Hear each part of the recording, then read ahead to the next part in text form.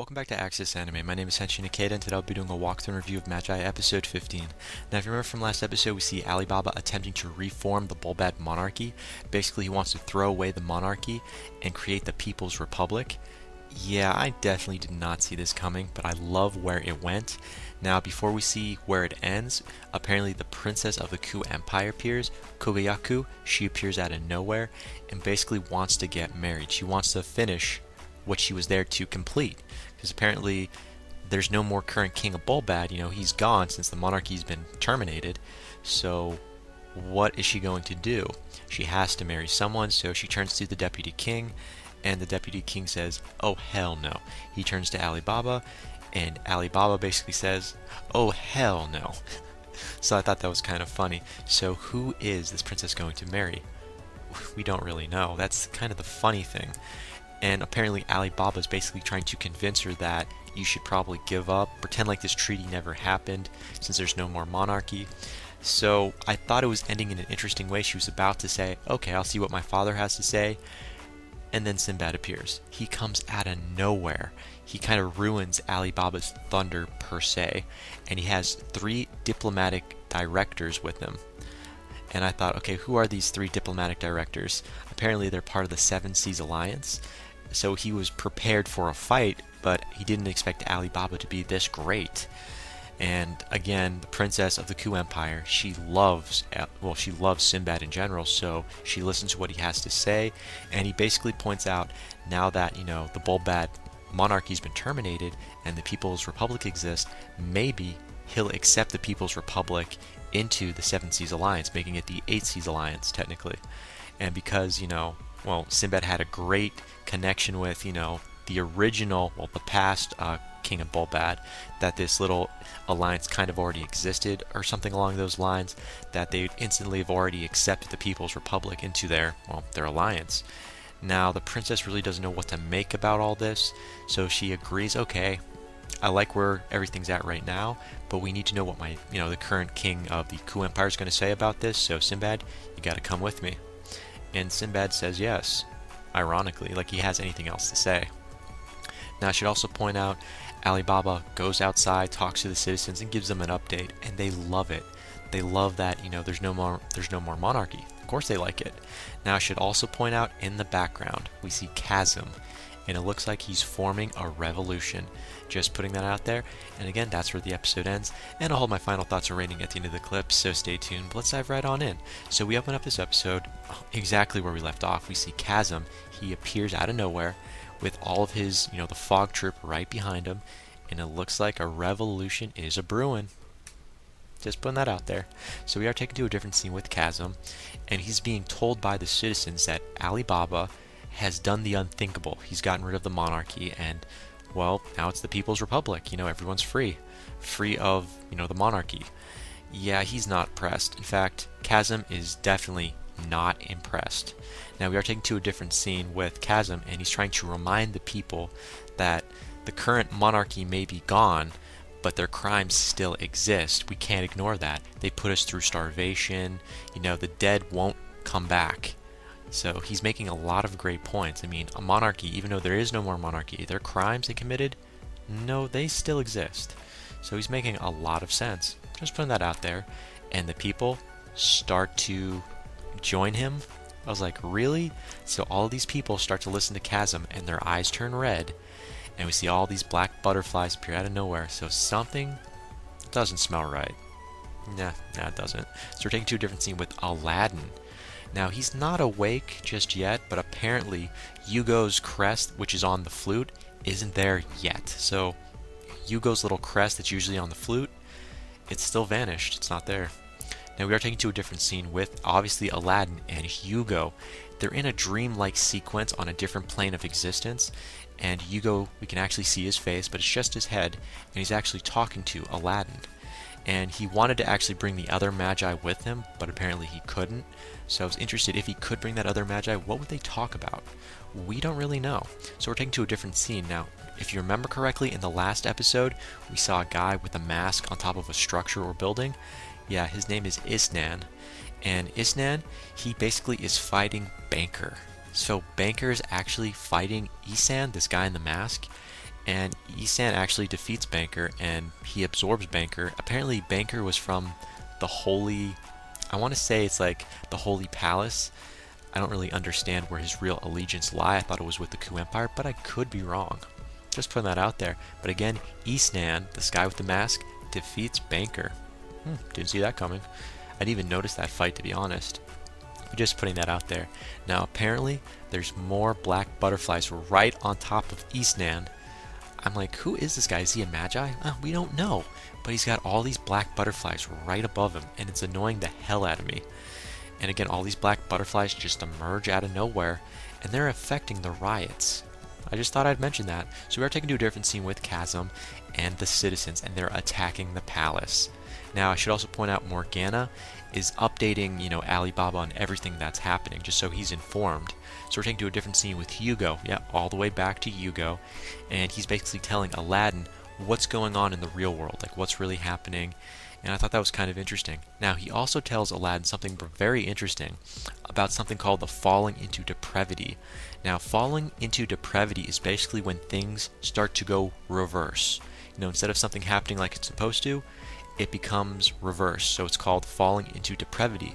Now, apparently, Magi, just putting this out there, Magi, like Aladdin, who, turned black or dyed darkness appears around them, like all these black butterflies, they're falling into depravity.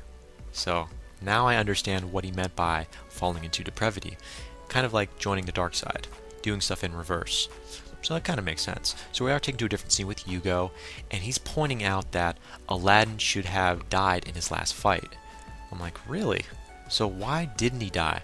Well, apparently Hugo borrowed more of his Magio from his master, which isn't Aladdin. So apparently Hugo doesn't belong to Aladdin. He belongs to someone else, so he's not Aladdin's Dajin.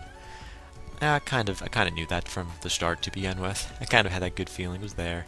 So we are taken to a different scene, and apparently it's pointed out that Hugo can no longer help Aladdin. I'm wondering, well, why? Aren't you guys friends? Like, I really don't understand that. He said he can't help Aladdin anymore. So we are taken to a different scene with Hugo, and he basically wants to give Aladdin something unique. But first he gives him a vision of what's happening outside. And at the same time, he wants to help Aladdin even more, and he wants to give Aladdin his master's wisdom. I'm like, oh, that's interesting. What is this wisdom you speak of? And how is it a gift? What is it capable of doing? Now, it's called the wisdom of Solomon. So, if you think about it, is Solomon the master of Hugo? It looks it. Just putting that out there. So again, we are taken to a different scene with Hugo, and he's saying goodbye to Aladdin, and he said, I'll never see you again. He kind of feels sad about saying that, but I'm like, why would you say that? We don't know why Hugo says that to Aladdin. So we are taken to a different scene with Aladdin, and he's being transported elsewhere, and it's all thanks to Hugo. I thought that was kind of an emotional scene. Now, out of nowhere, apparently Aladdin hears a voice, and I believe it's Solomon. I'm just putting that out there. I think it's the voice of Solomon, and Solomon is talking to Aladdin, and he's telling Aladdin he's going to be born anew Magi. I'm like, well, what does that mean? You're going to be born anew? Are you going to be recreated? Are you going to be more powerful? We don't really know, but that's what the voice says. And it also tells Aladdin that he'll be clear once he completes the long journey. I'm like, so he's going on a journey while passed out. Yeah, that does not make sense.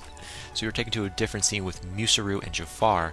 Now they see Aladdin. It looks like he's getting better, but he's not awake. But they hear the fighting outside, so they have to go outside and take care of business. So they leave Aladdin behind while he recuperates even more. And again, there is fighting all over, left and right. People fighting, the palace guards versus the citizens versus the fog troop. So we're taken to a different scene with Alibaba, and he's taking charge, even though he's not in charge. But we see the deputy king looking to Alibaba saying, what should we do next? Like he's the actual king. I thought, okay. Apparently, Alibaba wants to take on Cassim and the fog troop. That's his next step. I'm like, it's about time. It's about time. Yeah. Finally, Cassim versus Alibaba. So we're taken to a different scene with Alibaba, and he appears very serious in front of Cassim and the fog troop. Very serious, and I love it. Now, Alibaba versus the Fog Troop.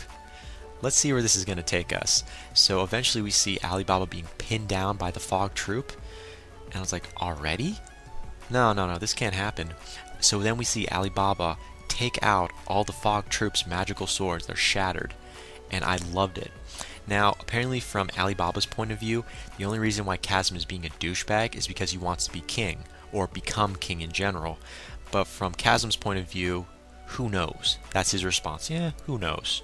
I'm like, okay. So we're taken to a different scene with Alibaba, and he basically cuts through each Fog Troop member. Literally cuts through each Fog Troop member, and there are no more swords, like I said before. And we do see, Alibaba pin down Cassim, and he has his sword out. So I was like, the Sword of Almon, and I'm like, this is amazing in my opinion. I love it. He's pinned down Cassim, like, good, it's done. And he basically tells, Cassim, you should retreat. Please retreat. You're my family. Retreat. We don't have to do this. Yeah, Cassim says no, and he'd rather die. Now, Alibaba can't kill Cassim. He looks like he's about to kill him. No, he can't. And then Cassim walks away. So we're taking to a different scene with Cassim walking away, and the palace guards stop him, and they have his Fog Troop. They're all like tied up and whatnot, under arrest, and he stabs himself. Cassim stabs himself, and he transforms into a demon. All those broken swords from all the Fog Troop members, they form right into him. And at first I thought, is he trying to commit suicide? No, he transformed into a black demon, and that's where the episode ends. As per final thoughts, first of all, what is this new form called that Cassim has achieved? And again, I understand where he got his power from, or should I say his weapons from. It was from the that guy that was referred to 2 episodes ago. He's called the Arms Dealer. But I should point out, what is this technique called, and how is it going to affect Sinbad and, well, Alibaba? Moving on to Aladdin, where are you? And about this Wisdom of Solomon, what is it going to do to you or for you? Is it going to transform you? Are you going to look different? More power? We don't really know. And as for Hugo, are you really going to go away? Really? Really? I mean, come on, you're best friends with Aladdin and you're just going to never see him again? Kind of harsh. But again, that ends it for my final thoughts. As per my rating, let me take a good breath. 4 out of 5. Yeah, sorry. 4 out of 5. I want to give this a 3.5 out of 5, but I'm giving this a 4 out of 5. There wasn't a lot of romance or, that kind of symbolism throughout this episode, but the fighting was definitely amazing. I love the seriousness, so I loved watching it. Was there new information? Kind of, and then again, not really. So again, final rating, 4 out of 5. And that ends it for my walkthrough and review of Magi episode 15. But again, comment down below, let me know, thumbs up, thumbs down, definitely subscribe, check me out on Twitter, and follow me if you like. But again guys, let me know what you thought of this episode, and let me know what you think's going to happen in the next episode that's coming out. But again guys, that ends it for now, and I gotta hit the bricks, I gotta go, and before I go, I gotta say it, and I always say it, you can't stop the access, but you can watch the feed. I'll see you later guys.